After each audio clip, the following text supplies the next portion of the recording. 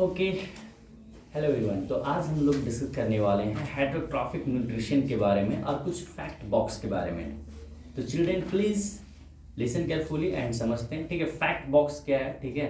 तो उसमें लिखा हुआ है पहला, parasite is an organism. Parasite क्या है? ऑर्गेनिज्म है। क्या है?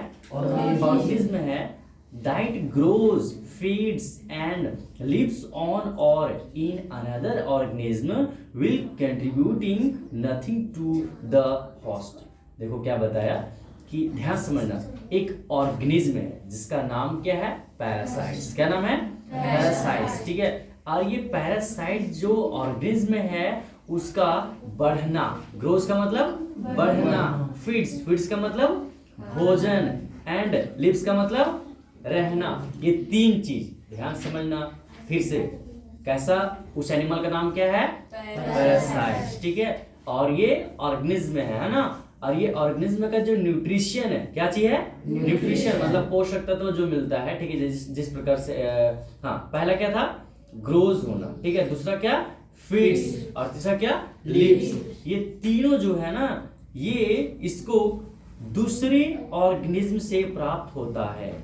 दूसरे ऑर्गेनिज्म मतलब समझता है कि दूसरे ऑर्गेनिज्म में रहकर ये तीनों चीज प्राप्त करता है। तीनों चीज वहीं से करता है, ग्रोज होना, ठीक है, फीडिंग करना, और तीसरा क्या? रहना, लिव्स, ठीक है। तीन चीजें वो करता है किसी दूसरे के शरीर में रहकर। ये कुछ भी अपने से कुछ भी मतलब अपने से बोले तो ये अपना, इसका ना घर होता है, ना अपना ये खाना बना सकता है, और नहीं इसका अपना अपने से ग्रो कर सकता है, ठीक है। ये तीनों जो है वो किसी दूसरे पे निर्भर होकर करता है, किसी दूसरे के शरीर में रहकर करता है। एग्जांपल बता।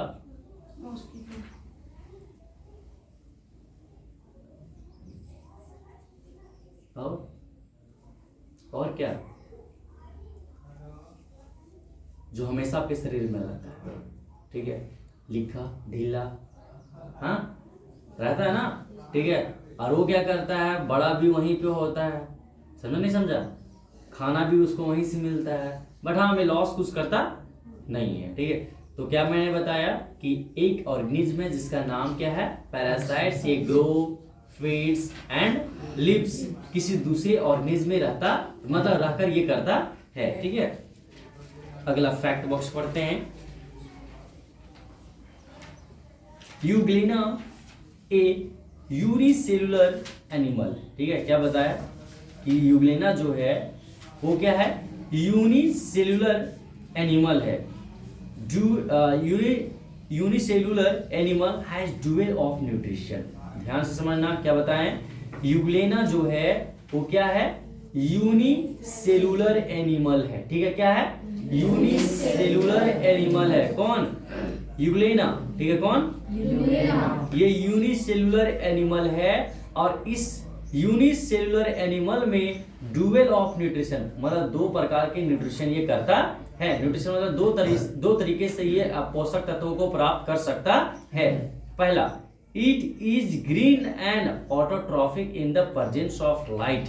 क्या बताया? ये हरे हैं, और ये हरा होने के कारण क्या चीज होता है कि ये ऑटोट्रॉपिक बन जाता है। ऑटोट्रॉपिक करने मतलब क्या है कि जो फोटोसिंथेसिस करता है उसको क्या बोलते हैं? ऑटोट्रॉपिक बोलते हैं। जो फोटोसिंथेसिस नहीं करता उसको क्या बोलते हैं? हेटरोट्रॉप्स बोलते हैं। इसके बारे में पढ़ चुके हैं। तो ये जब खाना बनाएगा अपने से, ठीक है, मतलब लाइट के प्रेजेंस में, तो वह कहलाएगा ऑटोट्रॉपिक। क्या कहलाएगा?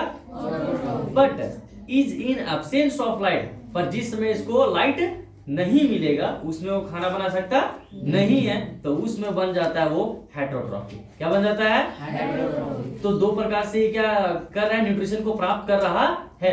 एक ऑटोट्रॉफिक बन के न्यूट्रिशन को प्राप्त कर रहा है, और दूसरा हेटरोट्रॉपिक बन के न्यूट्रिशन को प्राप्त कर रहा है। जैसे कि हम लोग क्या है? हेटरोट्रॉपिक है ना, कि हम लोग को मतलब एब्सेंस ऑफ क्या करते हैं? लाइट में, मतलब हम लोग को लाइट जरूरत है, बट लाइट से खाना बनता नहीं है हम लोग का। हम लोग क्या सीधा किस पे निर्भर है?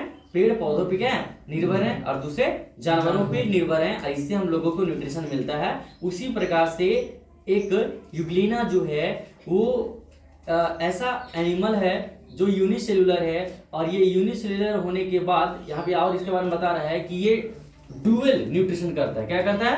डुअल मतलब दो प्रकार से न्यूट्रिशन को प्राप्त करता है, एक ऑटोट्रॉफिक और एक हेटेरोट्रॉफिक। मतलब लाइट अगर रहेगा तो वो ऑटोट्रॉफिक बन जाएगा, और लाइट अगर नहीं रहेगा तो क्या बन जाएगा? हेटेरोट्रॉफिक बन जाएगा। कौन?